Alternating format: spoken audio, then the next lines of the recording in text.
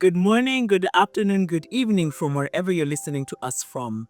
Welcome to Footprints, a podcast that tells the stories and gleans the wisdom of our elders.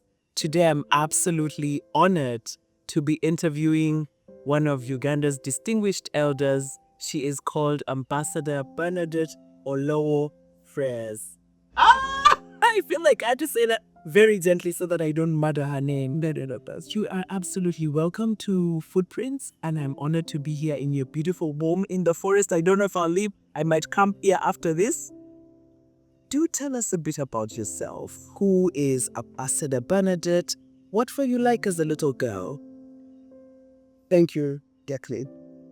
I also feel honored that you come to hear my story and share it with many people because I feel that I didn't have a story to tell. Absolutely. I'm about 7 to 8 years now, but as a little girl in the Rural village in Bukedi district, I was, I could say I was a little tomboy because I grew up between several brothers and cousins.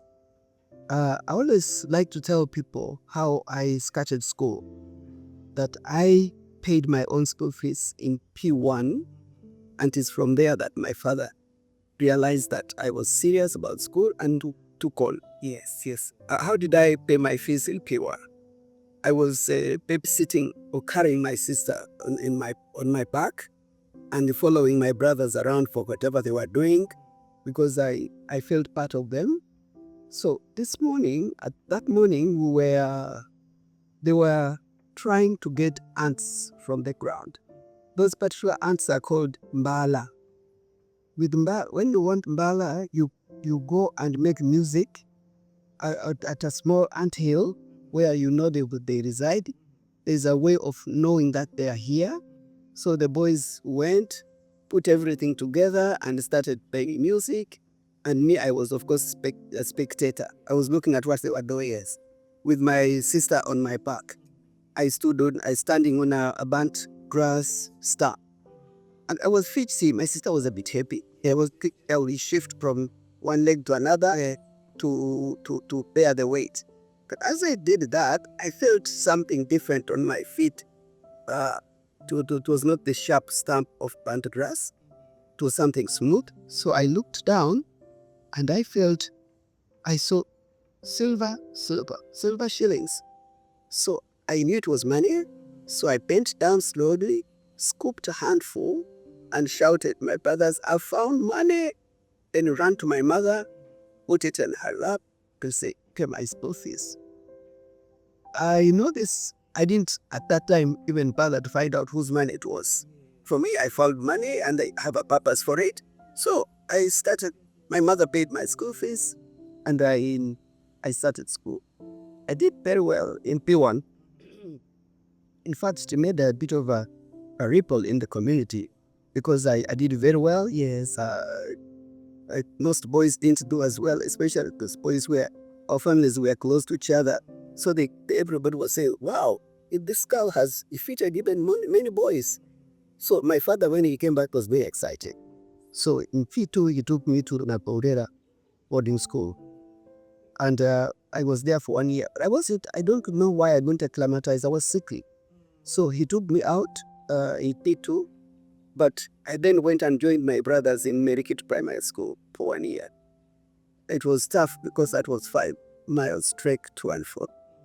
But in P4, he then took me to Namengo Girls Boarding School, where I stayed from P4 to secondary school. Stayed at that secondary school too. It should be like P8 now. So, and I like school. Yeah, I really liked school, and it was one of the best times. What in particular did you like about school? I was a very outgoing person.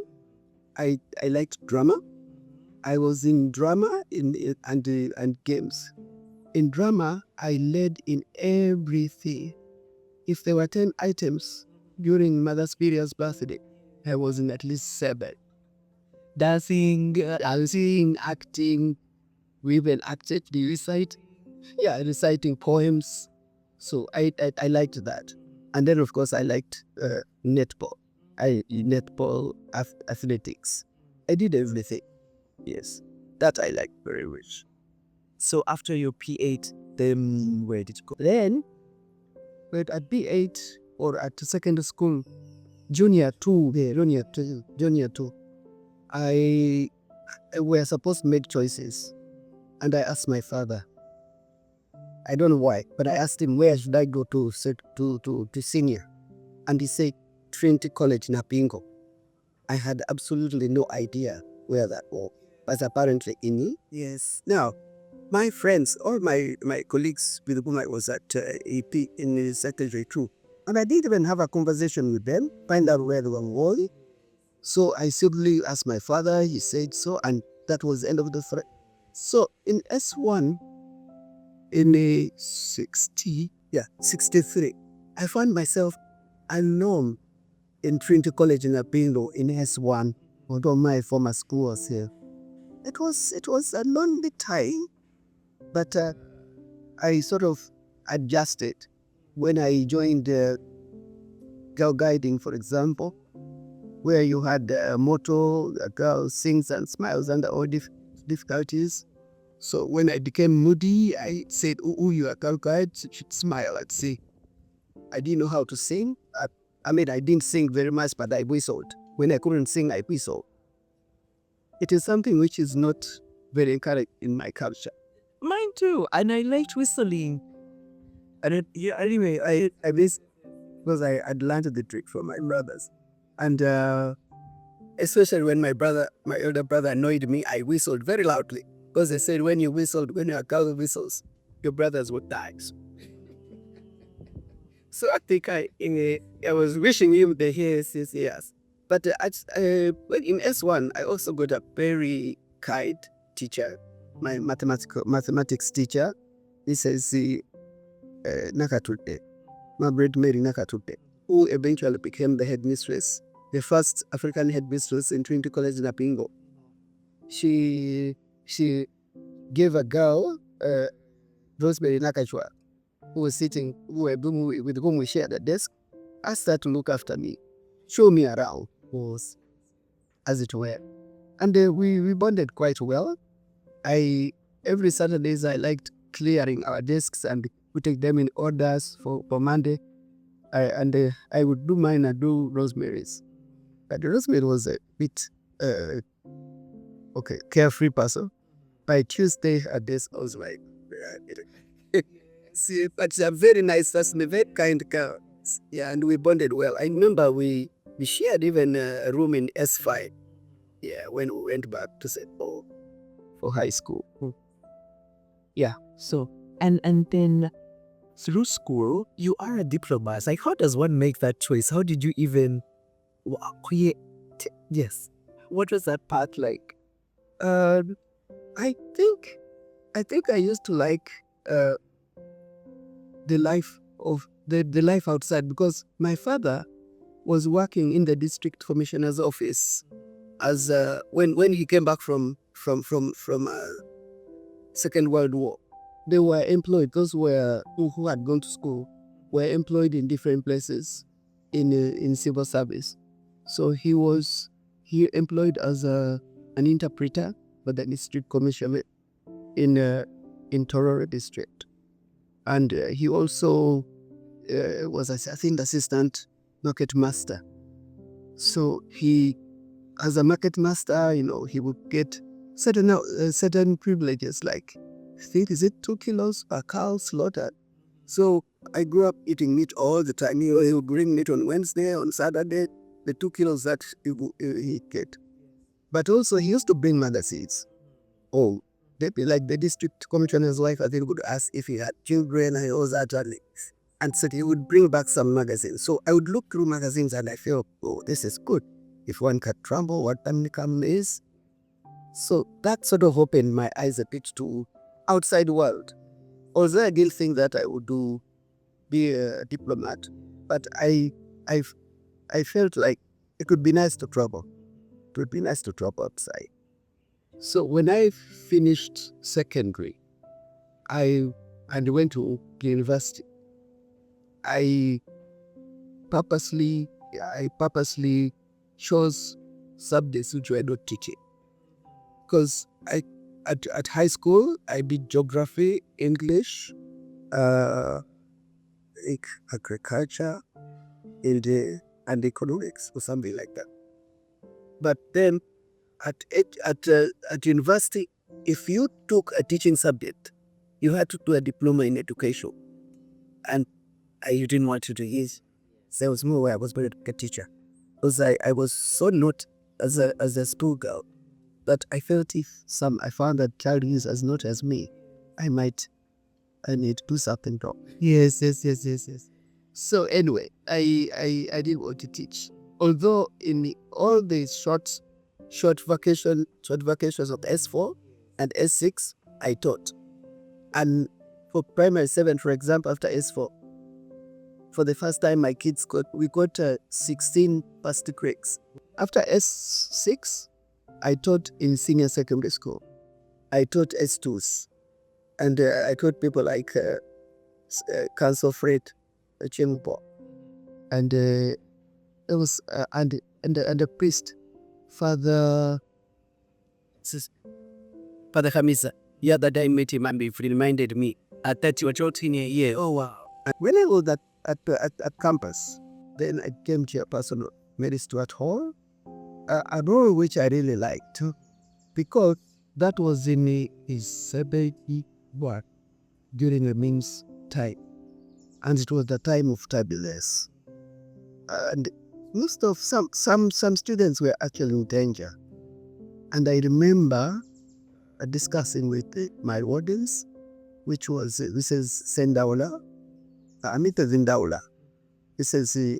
Ndaula, and Mrs. Onyango, who was her deputy. What do we do? And we agreed that I could give my identity card to a girl. I took up my picture and put her picture, and she could use it to cross the border.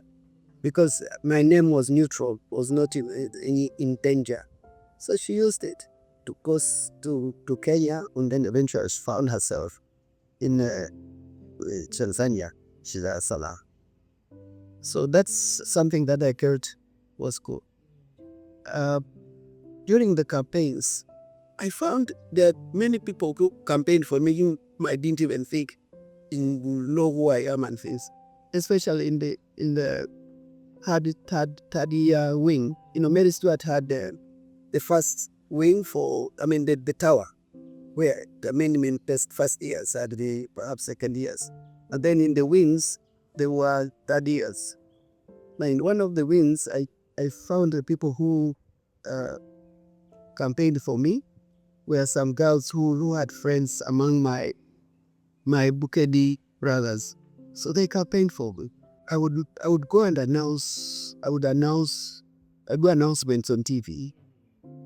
You announce the program, and then you summarize the news at the end of the day over the weekends, Sunday at Sun. I did that.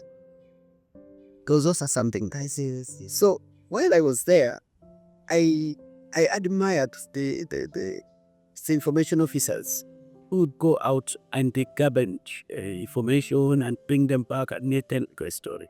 So when I finished university, one of my first applications were to be an information officer, and I was taken. But I also made several applications. I also applied to Bernadette Development Corporation, UBC then, and then to Foreign Affairs, because at that time I had actually known what it would do to be a diplomat, and I found it was tickling. So when I got a job with the Minister of Information, while I was still there, I also got information that I have been accepted by UDC to be a junior economist.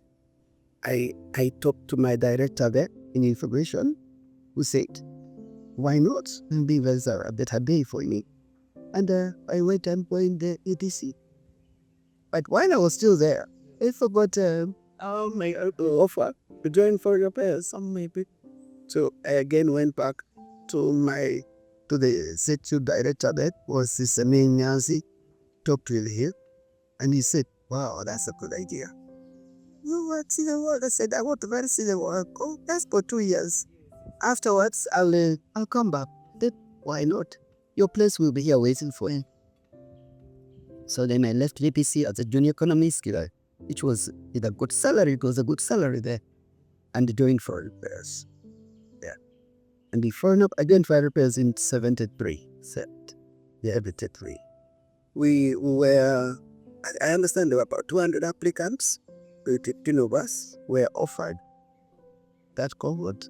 We underwent 6 months training in IP Institute of Public Administration then. So by the time we were ready to go, we really were all excited. Now I remember during the process of that training, of course, you would go to IPA, but you'd also be attached to different ministries. And there was a time when we were attached to our own ministry, where you come and be the protocol, do whatever. We would do, each time our permanent secretary then was Mr. Paul Etiak, found us in the corridor. She thought he might have thought that we were loitering. So he'd call us to his office and talk to us and give us his own life story of what it was to be a diplomat. His first posting apparently was in Moscow, and Moscow is supposed to be a very difficult posting. In foreign affairs, the embassies and high commissions are classified in hard stations, lucrative stations. So, but he said he enjoyed it himself. He enjoyed it. And at that time, you had about KGP, to hold it out and follow all your movements. But he said, you know what, at one point you start being very cautious, but then you get tired. And he said after that, he just said, I think I started acting again. I'm in a theater. So whatever I do, let me do is like I'm in theater. Let me do what I say. So he made it sound so interesting, but towards the end of the year when we were being posted, most of us were jostling to go to Moscow. Because then you take a difficult station and have done with it. Then you can go to other stations such as better things like Washington, New York, UK, London. Those are the stations. Because of the fact that you pitting profile. Because of my economic background, that's as someone responsible for trading and commerce activities. Because we're selling coffee and had scholarships. You also had sort of advocate scholarships with those countries. Now, in Bonn, from January 74. In October 74, I was called up. I was told you are needed all consultations. Now, when I went to Bonn in 74, our ambassador had just left, because this was Prince Parije, who was the ambassador there. I didn't find him because he had left with the 2 other officers in protest, because I think they had killed his brother. They had just killed his brother. So he felt insecure himself. So he left. He had left. So the seniorest person there was a second secretary, a colleague, Stephen Nabeta, a very nice person, a very outgoing person, nice to work with, and the other officers as well. But it gave me the opportunity to sort of delve in and the take part in whatever was ability, that we discuss things openly, what was good, what was not good, how we could behave, what best to do to counter the image that our country was having at that time during Amima's times. So we look seven, and you should put these things differently. If we did this, would it be better? So that the people whom we meet see us as different. And we always insisted that we are representing our country. So anyway, in October, I'm called for consultations. And I had to wait 2 or 3. When I went to the office of the permanent secretary, he said, "Is the president who wants to see you?" So we waited until he was ready. He was told I was this one that I was in the country, so he had to give me an appointment. So 2 or 3 days later, I was told he was ready to see me. I was accompanied by the permanent secretary, of course. Completely adults. Now, normally when an ambassador is being accredited to a country, you first send a letter requesting or informing them that you are desirous to send so and so as your ambassador to that country to represent you, and you wait for the agreement, a response, which is called the accredited. Now, this was being done the other way around. Nobody had been consulted about my appointment to desired appointment to Germany. Situate us in that moment. How did it feel? How did it feel? Everybody felt unease. I felt sweat running over me, and I looked around and saw fear in all the faces of the senior officers were there. I think they felt, this woman is going to say the wrong thing, right? What shall we do now? So I kept quiet for a moment, and I looked up and I said, "Mr. President, you know that I'm young. You know that I have no experience. But if you decided to make me ambassador to represent you and my country to Germany, to the Vatican, and at that time even Austria, the ambassador to Germany also covered Austria and the Netherlands, I will try. I accept." From looking at magazines at home to being up at this, just mind-blowing, absolutely mind-blowing. And you're writing your book, yes, to tell your story, so we won't give all the juicy bits, don't. But yeah, from that first posting to your illustrious career, what would you say grounded you as a leader? What were the things how did you lead? How was Ambassador Bernadette as a leader? I have been I think because of my upbringing, together with the boys and my father, had a lot of confidence. He sat and talked.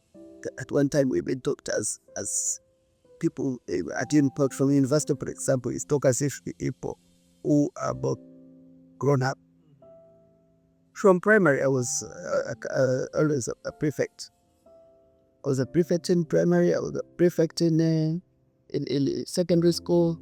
I was a prefect in merit in Nabingo, my house, prefect in my house, Margaret House. And at university, I was a chairperson of a corps of residence. One of the biggest, at that time it was the biggest women's residence, because the other one was Africa Hall, which was new. And as a chairperson of a hall, you are part of the guild. Yeah, I think that's where my leadership comes from. But also the 6 months that we spent in Institute of Public Administration as diplomats gave you all the do's and don'ts of diplomacy. So you knew what to do when, for example, if you are sitting at a table, you know which spoons you would start with and things like that. And that was always tricky, because when you are at lunch, for example, they would say, "Let's start." And you as a woman, they would say, "Please, start." Yes. So if you didn't know what to do, that was going to be terrible. Unfortunately, our training really grounded us as and also when I was appointed, first of all, one good thing that in the press feed was to say, okay, if you're going to talk about Uganda or represent Uganda, you should get to know what Uganda is. So he asked the permanent secretary to put at my disposal a car and an officer, and for me to go around the whole country to get to know what Uganda is like. So starting from Itigi, Masaka, and in doing that, you get to learn who was where. Say in Masaka, what were their endowment? So you get to know if you reach Mbarara, what was the endowment? That took a month. So by the time I went back as ambassador, I could speak about my country quite with confidence, as I knew what was where. We went up to Kisoro, those little road, which precarious road. Yeah. One, the competence, and through the various leadership roles that you held, just building that firmness in spirit to it in the training, and during the training, that teaching what to mind the smallest of it. Yeah, and so the idea you say tap so of course now you are 77, you're retired. How did you prepare yourself for that moment of transition? Okay, I think I've been quite lucky in my life in that after the first posting, which was 75 to 79, after the liberation, all the ambassadors were called back. And the majority of us didn't go back were not posted back to several state tourist stations, were sent to home offices. We didn't. So I was, for example, deployed in the Ministry of Environment, which was new. I remember going there and not finding anybody in the office, and walked back, wondering why was I being posted to this. But as I walked back to the Ministry of Foreign Affairs, which is in Parliament building, I met Professor Chesimira, who was my professor in economics in Makerere. And I said, "Hi, Professor, how are you? I'm on the street." I was supposed to go to the Ministry of Environment, but I didn't find anybody. He said, "What? Then you can come to my ministry. You're the kind of person that I've been waiting for." So I said, "Well, this is good." So I went and told my PS, and he was gracious enough to say, "Okay, let's see. Let me inquire." And when I was there, I even got the opportunity to be posting in the council as a council member, it representing Minister of Economic Planning. So those are all opportunities. And then from there, I was a colleague approached me and said, "You know what? Is a Minister of Health who is looking for after permanent secretary." And I just felt that she would be a joke. So I said, "Buddy, got it." But then I also called her, "If you do it, then you're going to be marked as someone who is not without it." So I said, "Okay, why not? I'm done." But with two hearts, I didn't really work. So I then went briefly to the Minister of Health, as at the PS. Where I was also in the Ministry of Health, I had been requested to represent Uganda in a review of UNAIDS program, which had been running for 5 years. And when I was there, I was requested to chair it by the colleagues who were there. So I was chairing the external review of UNAIDS. That's the UN program for HIV/AIDS. So I told them, "Let me take leave and do this." It was at the COI too. So after that, I then extended it for that leave without pay for 2 years. And after that, I counted, and I had been working for government for 20 years. And at that time, there was an option that if you worked for government for 20 years, you could retire. So I retired from Guy. Oh, but you were still very young. Yeah. But as I was retiring, I started looking for opportunities. So I started doing some consultancies for the UN to in HIV and AIDS set up their programs.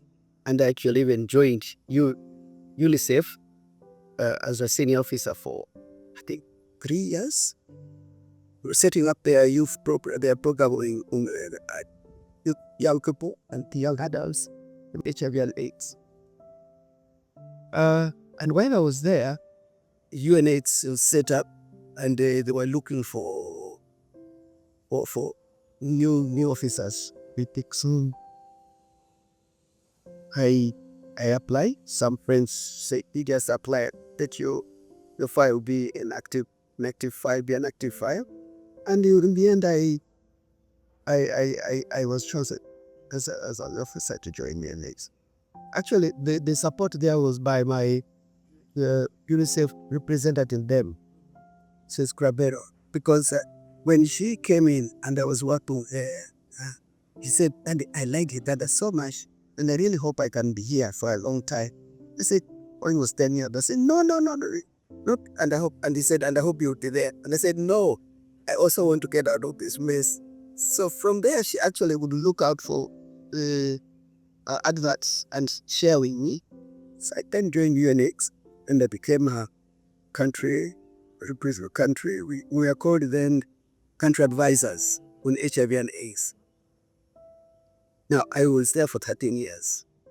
And we were normally, our day-to-day operation were being done by WHO. Having with UNX as country advisor, I started off in Zambia, did 4 years. Then I went to Swaziland and Lesotho as concurrent to join together.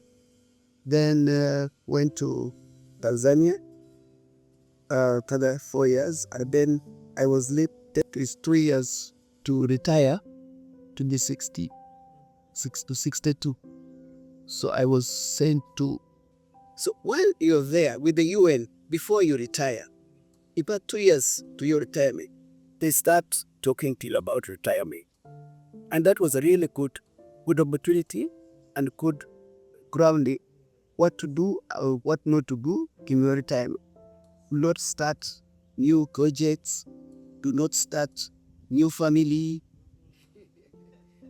You know, most people, I mean, some, not almost, some people, before they retire, some men, they get into new relationships with the younger people, and they'll start all over again, and it's a mess because it means they've inspired themselves with their old wives, get into a new relationship which doesn't work out at that. So you were taken through what to do and not to do in your retirement, and where not to put your retirement benefits. So that was helpful. But I think I didn't do it quite right, because that's when I came and I built about. That's when I came and built up. Yes, but I need a subdue with a subdue. Well, yes, that is yeah. So that transition was really by God's grace. Well, I was well launched into it. Yes. Wow, that's amazing. Too warrior. I do remember now that you say it. I remember when we interviewed Honorable Sech Toleko, she did say, because she was I think working at FAC, the whole be or she tied this and she gave us that do very deliberate in preparation. That's powerful because many people in just land in it, then they all sorts of mistakes. And especially at country level, at civil servant level, I don't think people are prepared or even talked to that you're about to retire. This is going to be your package. Please don't do this, don't do this. If you already have a home, don't start building a Kalin extensions, an extension or a Grover, for a home. See what you can do with your money. And make sure that you have something to live on. Because if you invest everything, then you may not have cash. So, standing where you are now, at the cusp of your 78th birthday, what are the things that you would tell young leaders now? The 1, 2, 3 things that they should look out for, that they should do? Yeah, what is your advice? Young leaders, if you believe in something, pursue it, be an expert in it. Don't think about this and think about that and think about that. Just see what best can I, what is it that I'm passionate about and I can grow in through. If say you are a doctor, just be a doctor. Don't be a doctor on the chair now and then where you're not there on time. You leave early, your patients keep on waiting. Whatever you do, I think I would say do it to your best pose. And I think this has been my my strong point. In whatever I'm given to do, I do to the very best that I can. If I fail to go to pose, I've not tried or I've not put my mind to it. It may be just because I did to get everything that I needed to, but I would try to do. I think young people these days, or many people these days, they are here, but their minds is elsewhere. Yeah. So that's what I would tell you. What is it that you think you're best at? Can you make that your specialization so that when someone wants an idea or wants something on that, they can consult about it, and also integrate. Are you reliable? And I rely on you to deliver. If I give you a job and you rely, then I rely on you, because some young people get into something today and they want to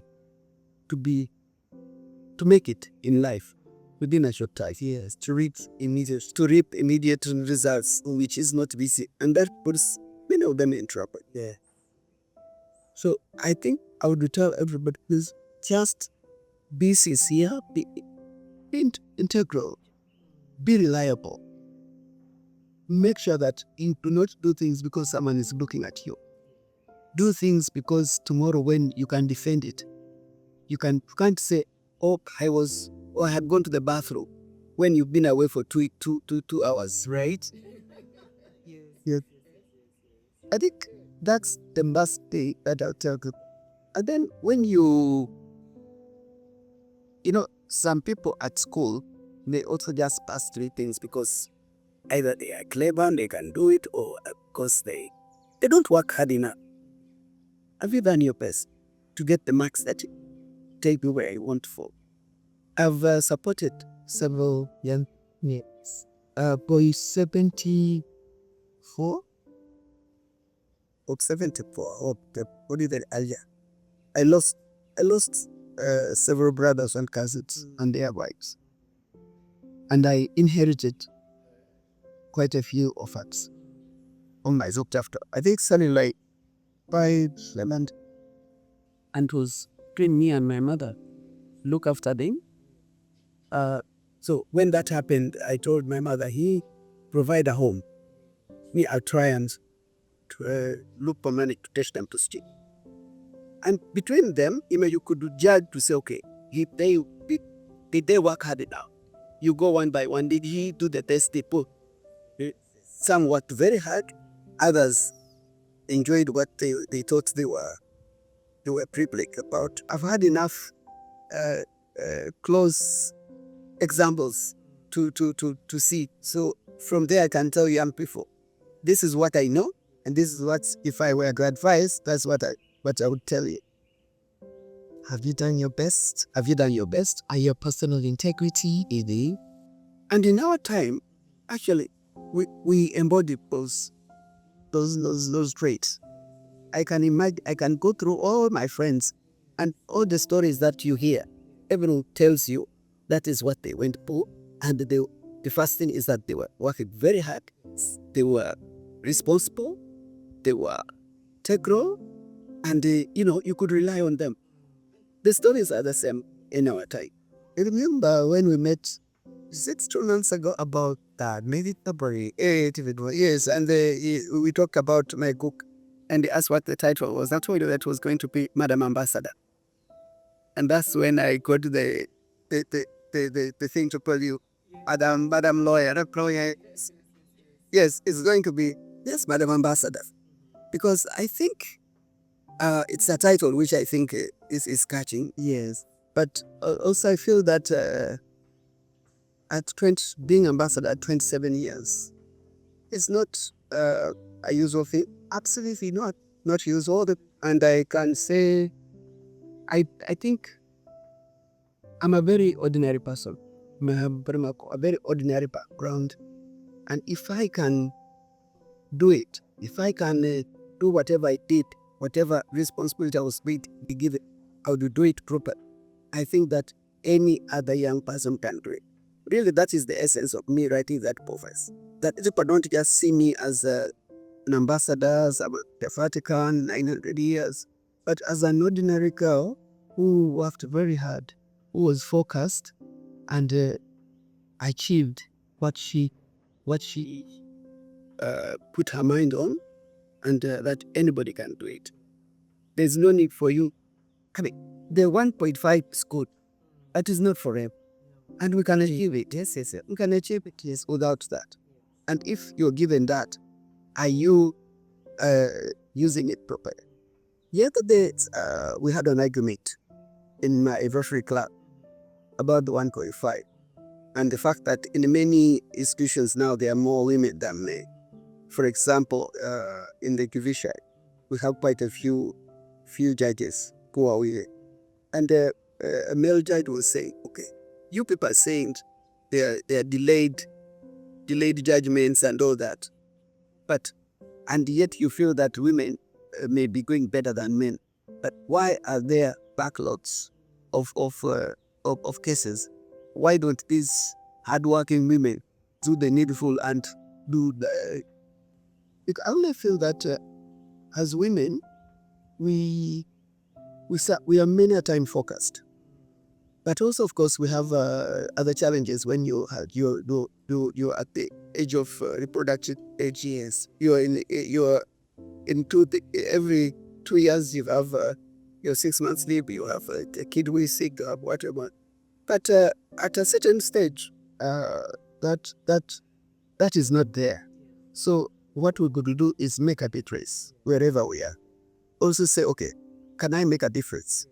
There should be a difference. Say, you know what? There is a woman there, and that she's going to do her best, and she's going to perform. For me, that's sometimes what I think. Yeah. No, and I absolutely agree. And I think that's a good point to bet. Where you are right now, dear leader, are you reliable? Are you a person of integrity? And do your best. Are you do of us? Thank you so much for listening to us. Thank you so much, Madam Ambassador, for being a guest on Footprints. Join us again when we bring you yet another guest. Thank you so much for listening to us. Bye.